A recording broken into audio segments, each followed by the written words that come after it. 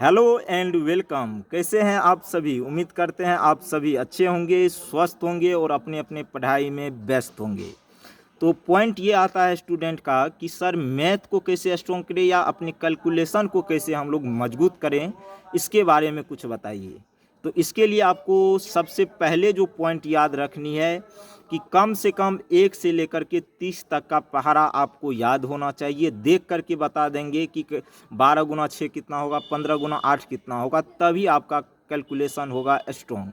कम से कम 1 से लेकर के 30 तक का आपको पहाड़ा याद होना चाहिए और कम से कम 1 से लेकर के 100 तक का स्क्वायर आपको याद होनी चाहिए। ऐसा नहीं कि हम वहाँ पे निकालने लगे, तब स्ट्रॉन्ग नहीं होगा। ठीक है। और स्क्वायर निकालने के बहुत सारे तरीके होते हैं। अगर उस मेथड से आप फास्ट में स्क्वायर निकाल सकते हैं तो वो भी आपके लिए बेस्ट है, लेकिन ध्यान रखेंगे स्क्वायर अगर याद है तो वो सबसे बेस्ट है। ठीक है। तीसरा, कम से कम 1 से लेकर के 20 तक का आपको क्यूब याद रखना है अगर आपको मैथ को स्ट्रॉन्ग करना है या कैलकुलेशन को क्या करना है, स्ट्रॉन्ग करना है।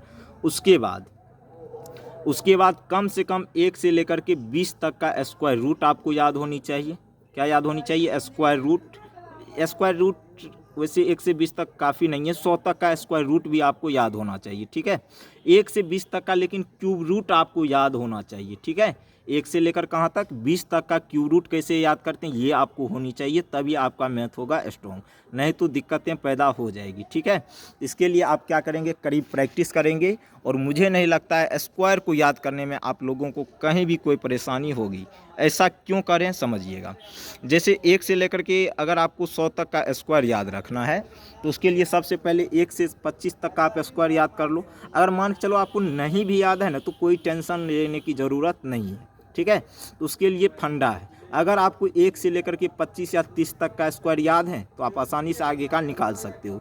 उसके लिए बहुत सारे टेक्निक होते हैं, निकालने के ट्रिक होते हैं और यूट्यूब पे बहुत सारा वीडियो पड़ा हुआ है। ठीक है। हमारा भी वीडियो पड़ा हुआ है, वहाँ से भी आप देख सकते हो। कोई परेशानी नहीं, कोई हेजिटेशन नहीं। ठीक है।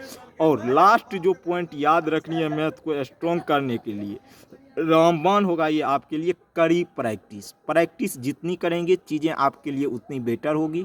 प्रैक्टिस अगर कम करेंगे तो चीज़ें आपके लिए ख़राब होगी।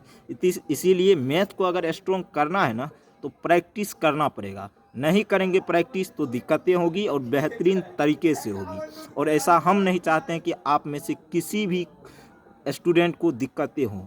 तो जो जो रूल हमने आपने के लिए बताया है उस रूल को आप फॉलो करेंगे, साथ ही साथ करीब प्रैक्टिस करेंगे, ऐसा हम आपसे उम्मीद करते हैं। ठीक है। तो आज के लिए इतना ही। बाय बाय, टेक केयर, जय हिंद, जय भारत।